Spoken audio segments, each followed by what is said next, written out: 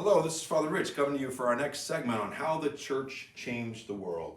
Today's essay is entitled Raising a Nation from the Dead.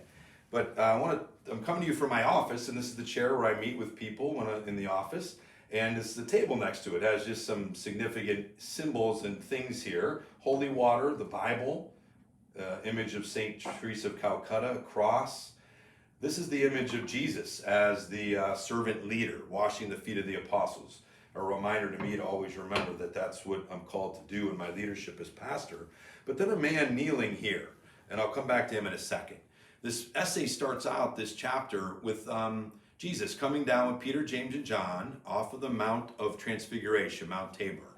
Runs into his other apostles who aren't able to cure a man who's dealing with, who's deaf and mute. And eventually Jesus heals him. They say to him, why couldn't we heal him? And Jesus responds with this statement that the author comes back to several times throughout this chapter.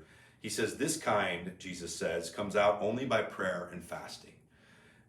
St. John Vianney, who's kneeling here, was very committed to those powerful Christian disciplines of prayer and fasting.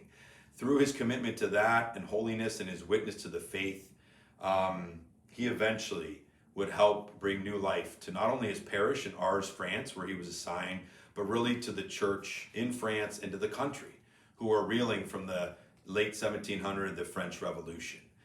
So the author kind of equates the deaf and mute that Jesus encountered with the apostles as to what the country of France and the church in France had become. St. John, when he was assigned to Ars, a very despondent, very few people going to church, going to the sacraments, involved really much any life at all in the people. And through his commitment to prayer and fasting, and again, to celebrating the sacraments and his reverence, the church became packed over decades. People from all over Western Europe came to him for confession. He through his miracles, his preaching, he was known to be able to read souls. He would, by the end of his life, was hearing confession for 15, 16 hours, only interrupted by Mass in the Divine Office. Ate very little as a way to offer sacrifice for the transformation of his parish and of the church and world.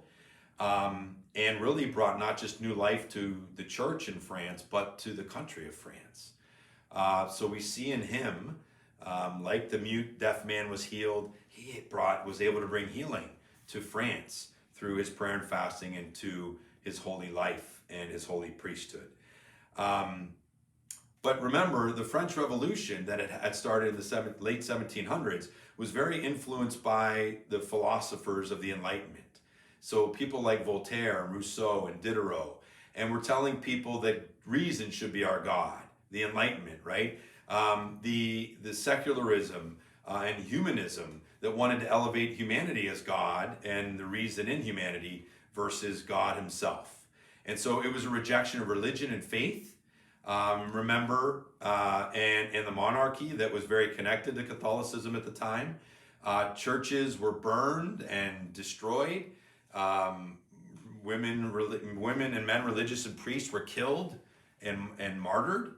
It really was a violent, ugly revolution.